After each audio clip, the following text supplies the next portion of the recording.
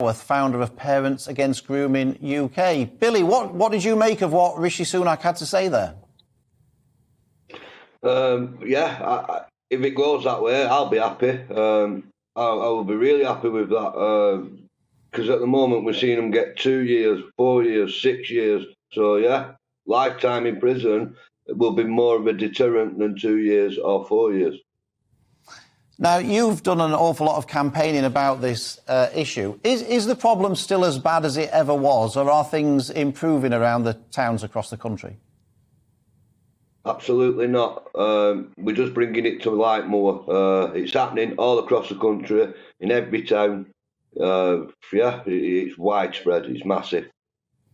And aside from what Rishi had to say there, is there anything else that you would like to see the new Prime Minister do to tackle this, or would Rishi's plans would that be all you needed to see?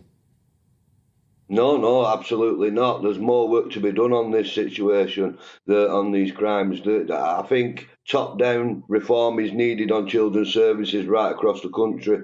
I believe accountability is needed for those that were malfeasant during these initial scandals around the country, not just with the grooming scandal, but going so far back to like Northview School, for example. There needs to be accountability, top-down reform. Rishi mentioned in that clip that he thought that political correctness had been getting in the way of tackling this particular issue. From your perspective, are local authorities and the police now more likely to intervene and not pussyfoot around this subject? My town's a Labour-led town, so absolutely not. They covered it then, they'll cover it now. It's all about keeping integrity for them.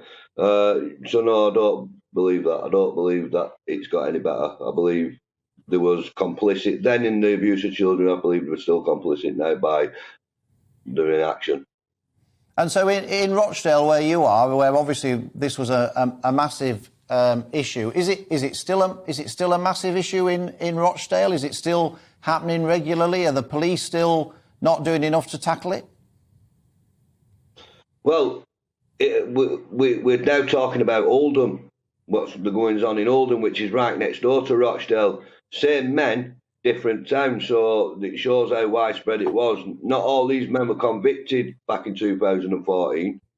Only nine of them were convicted. There was many, many more who wasn't convicted, who are still there on the streets, still doing what they did then.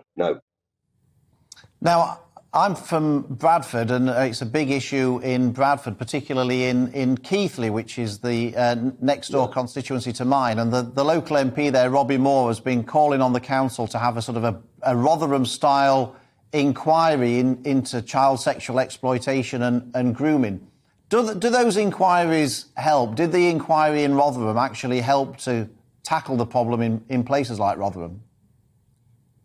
Yeah, it's good that these inquiries take place, but they're not deep in scope. I don't believe they're speaking to the right people. I don't believe they're addressing all survivors. I think they're cherry-picking who to speak to try and dilute it down a bit. So in Rotherham, 8 police officers were found in misconduct during that report. The most severe punishment was 1 written warning. So what are the outcomes to these? Must be accountability, and that's not accountability. Billy, thank you very much indeed.